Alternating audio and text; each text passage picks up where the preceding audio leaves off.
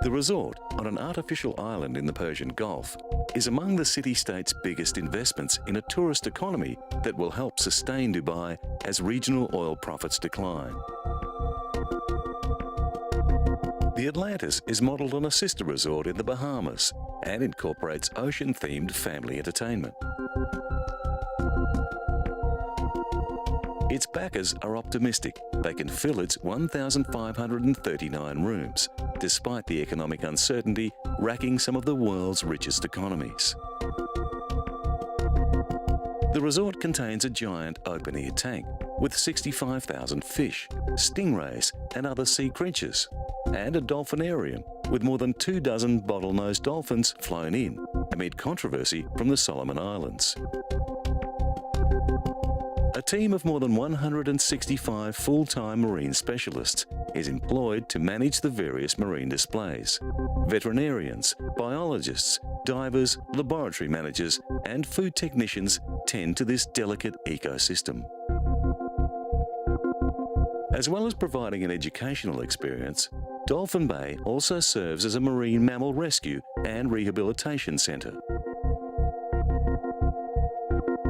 A water-based theme park with more than 2 kilometres of river rides includes a water slide that takes riders through a shark-filled lagoon and a 700-metre private beach.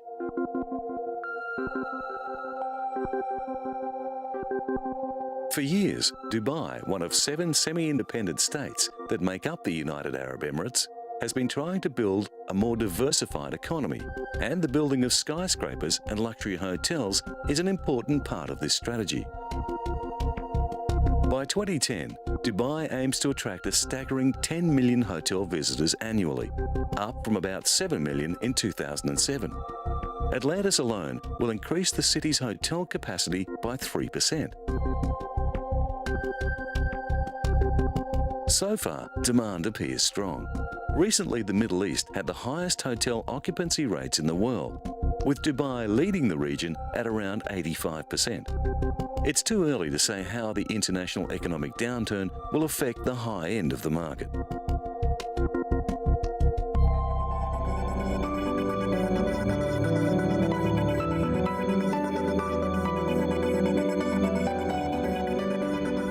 Gadget lovers flock to the recent Consumer Electronics Show in Las Vegas.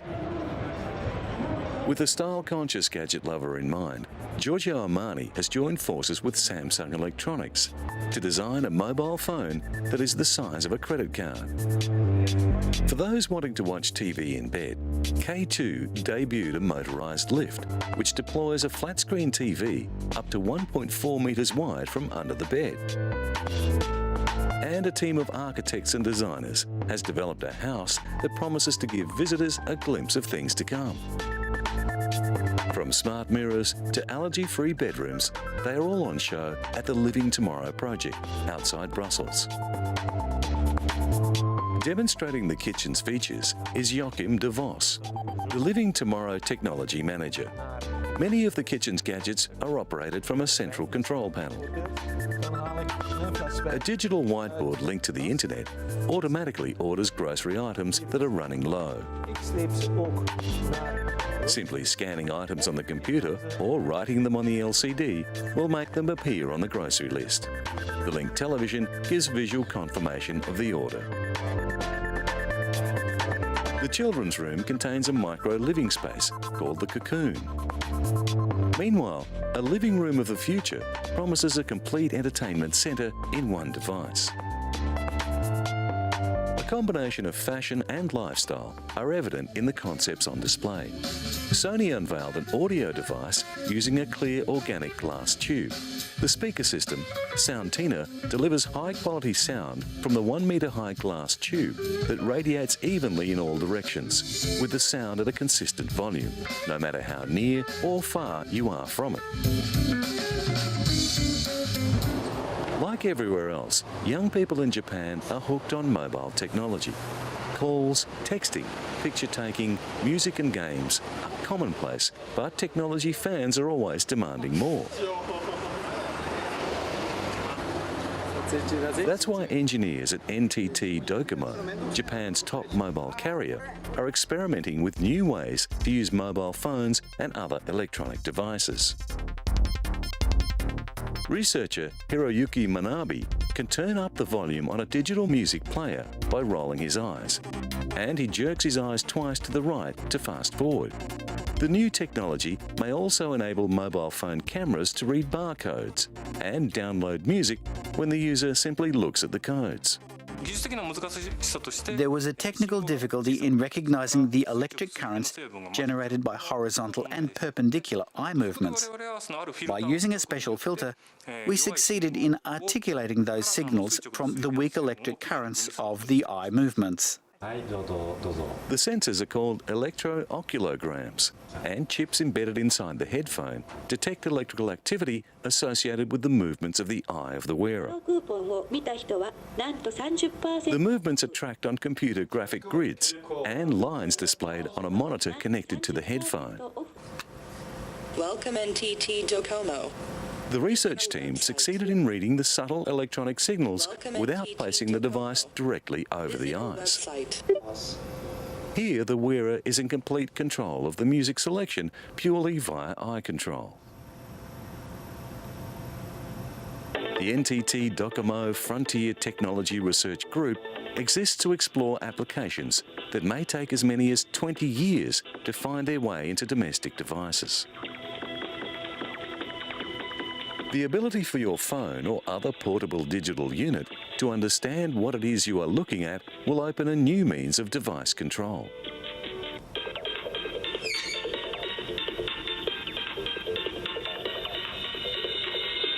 Dr. Fukumoto says he is always thinking about the wearable devices for the future that will blend into our everyday life. Making a device wearable, rather than something that has to be carried, is one of the keys in making a new device acceptable. He invented UBWA, a wearable mobile phone shaped like a ring about the size of a ping pong ball. Another version of the technology appears in a wristwatch that can detect the wearer's thumb and forefinger tapping together to work as a remote controller, to turn on a light or control a DVD player. With the UBWA, any incoming calls are taken by placing your finger in your ear. Sound travels as vibrations through the bones and to the ears, where it is heard as a sound. All these interfaces remain in the developmental stage, and it is uncertain when or even if they will be incorporated into tomorrow's devices.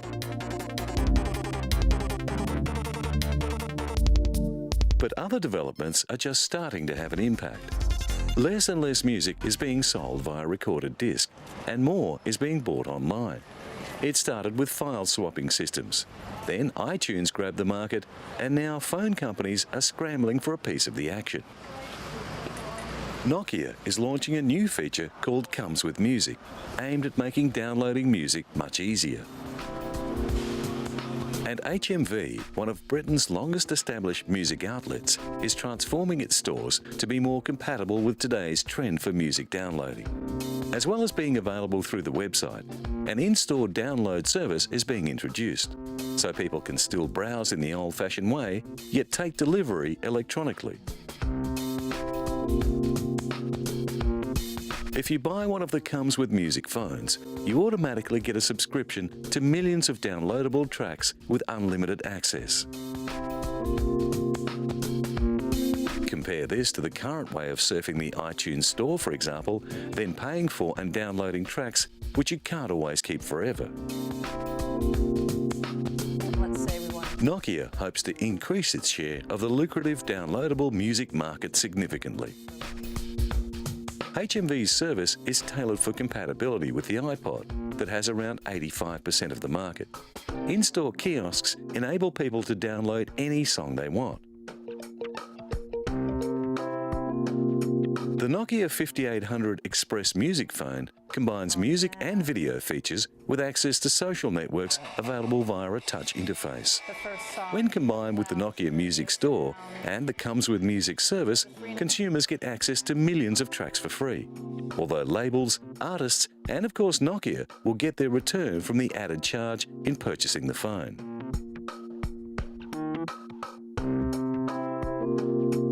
It is rumoured that Sony Ericsson will announce a similar scheme soon, and the Comes With Music service will be launched in the United States shortly.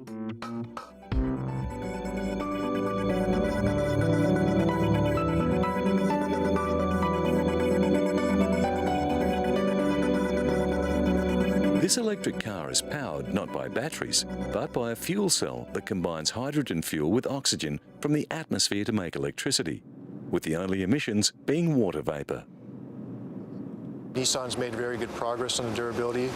However, when it comes to cost, we're still looking for a few more breakthroughs. The biggest challenges are the expense of the car, the limited life of the fuel cell, and the limited availability of hydrogen. The fuel cell stack generates 90 kilowatts of power and has a range of 500 kilometres, but hydrogen is expensive to manufacture and difficult to store.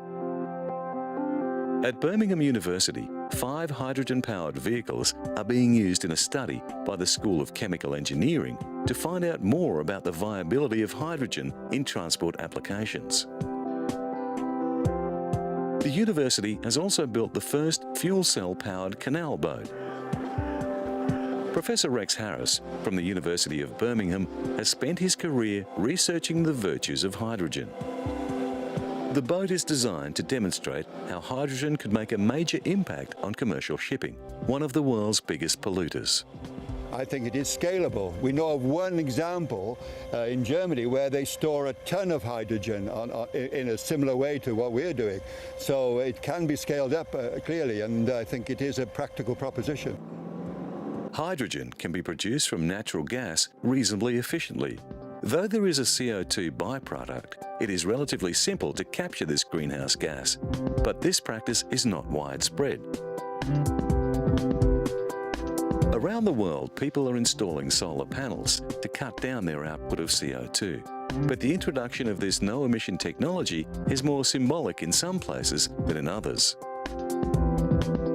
At a special press conference in Rome, Vatican officials announced the completion of a photovoltaic array on the Paul VI Hall.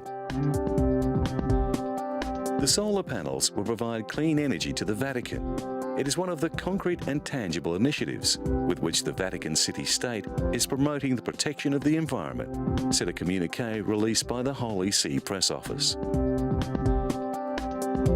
To minimise their aesthetic impact, the new roof panels are the same shape and almost the same colour as the cement panels that they replaced. According to project engineers, the panels will provide 300,000 kilowatt hours, which will be used to illuminate, heat or cool the complex. The solar panels were donated by the Bonn-based company Solar World.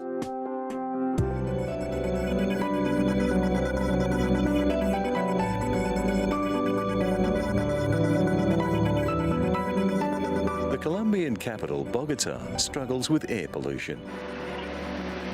An ageing transport fleet and loose emission regulations mean that the city is often shrouded in an industrial smog. The pollution takes its toll on the city's residents, with respiratory complaints exacerbated by the poor quality air. The story is common to cities across the world, but a new level of environmental awareness is forcing governments to look at technological solutions. Now, electricity company CAM has launched the Riva, an Indian-designed car that is being built as an environmentally friendly vehicle which will help Colombians in the battle against global warming, polluted air and the rising price of gasoline.